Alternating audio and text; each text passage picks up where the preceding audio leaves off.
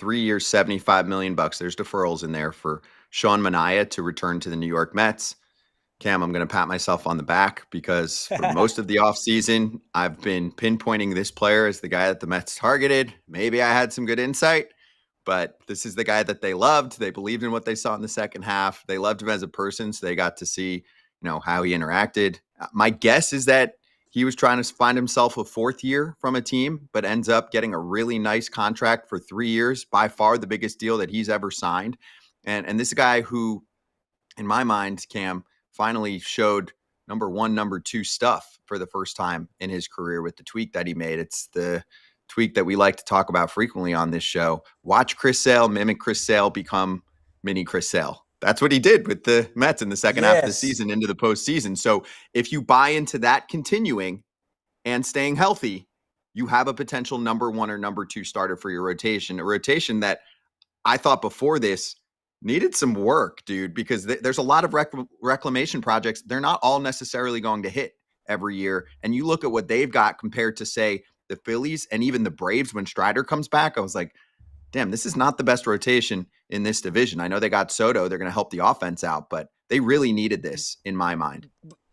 Listen, I know we don't play the game on paper, Scott, but if I told you right now, the Mets rotation, you sign Manaea, you re-sign Manaea. If I told you the rotation was going to be Kodai Senga, David Peterson, Frankie Montas, we don't know what Clay Holmes is going to be as a starter. Maybe Taylor McGill, Jose Budo, and Paul Blackburn. I think if I'm a Mets fan, I like the rotation depth that you have right now, right? I mean, I know you want to go out and you want to sign a Corbin Burnes type of player, but I think when you look at the familiarity, you look at how comfortable he was in New York, like you said, found something. I still don't know if Sean Manaea is an ace, and that could be a little bit biased because I've been in the box against him. I faced him, and I know it's not the same Sean Manaea that we saw this season. But I think that's a great signing. I think when you talk about the pockets that Steve Cohen has, I don't think that's going to hurt them in any way, and it's going to continue to still allow them to go out and make some little moves here and there to try to continue to build around Juan Soto and the rest of those guys. What you saw from Manaea, do you think that he can be that guy over the long term now? The change that he made. I mean, for me, I'm like, damn, if he made that change that quickly, he's clearly a guy that can keep that change. Sometimes a guy makes a tweak and then it ends up being adjusted to. I don't know if that's necessarily going to happen with him. I know the last start he had in the playoffs wasn't as good.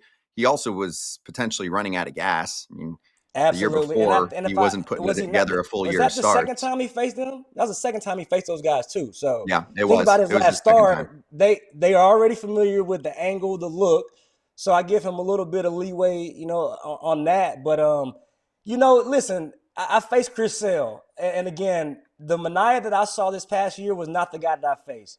With him changing his arm slot, with him adding another pitch, giving just a different angle, especially the lefties as well as righties. Listen, nobody's Chris Sale, but I do think he could be an extremely good starter. I just need to see it again because of the track record. There's been some ups and downs. I know he made adjustments, but like any human, sometimes we tend to creep back into old habits. So, I'm sure he's working extremely diligent to continue to not go back to that because we saw the numbers. If you go back to the previous Sean Manaea, he would tend to give it up at times. But I think this guy who found something, I think if it's broke, don't fix it. I think he's going to try his best to hone in on that, continue to refine those skills. And I think he could be, I don't know if he can be as dominant, but I think he'll have another dominant season. And one, because they're playing for something. I like the cohesion, right? When you come into a situation, an atmosphere where guys believe, it's contagious, it's infectious. So I think when he comes in with that confidence, knowing that, hey, we're trying to build something here, I think he can go out and dominate once again. I don't know if he can do it at that level, but I think he'll be just fine. Yeah, his final 11 appearances of the regular season was about a 3.5 ERA, and the strikeout to walk numbers down the stretch were elite, and walks had often been a problem in the past for him. So it's crazy. I mean, you lower the release point, you add some crossfire, you get a little sail action in there. I know he had a new changeup grip, and all of a sudden it also helped the control. It wasn't just how deceptive he was with what he was bringing to the table. Okay, so last part of this equation is the Mets payroll. Looks like right now it's projected to be the luxury tax payroll, $280 million. The Steve Cohen tax is $301 million. I think they're going over that number and they don't give a crap because I think they're probably going to still add one or two pitchers at least, right? And I'm thinking that they're going to do some action with the bullpen. The bullpen market hasn't moved a ton yet, the relief pitcher market. And then there's still conversations about what they're doing with their infield, right? Are they bringing back Pete? If not, are they in the running for Bregman and moving Vientos over to first? So what do you think is next? And what would you like to be next for the Mets? For me, it's hard to speak on Pete, right? It's Pete as the market continues to kind of work itself out.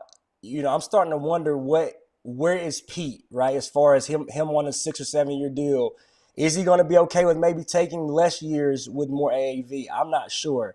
I think Pete is a guy who, if you put him back in that lineup with Juan Soto, with Castro, Nimmo, Vientos, I think the kind of guy he is in the community, the clubhouse, I think sometimes those things are, go unseen. I always say there's no stat for character, what he brings to a team. I think I would love to see them re-sign Pete, but then to your point, with the money that's left, and they, like you said, Steve Cohen's not afraid to go over payroll. I think they need to go and make sure they get some bullpen depth. I think last year that's where we saw them, have struggles. That's where they were hurt. You've got Diaz out there. I think they need to go out there, and I continue to throw his name out there.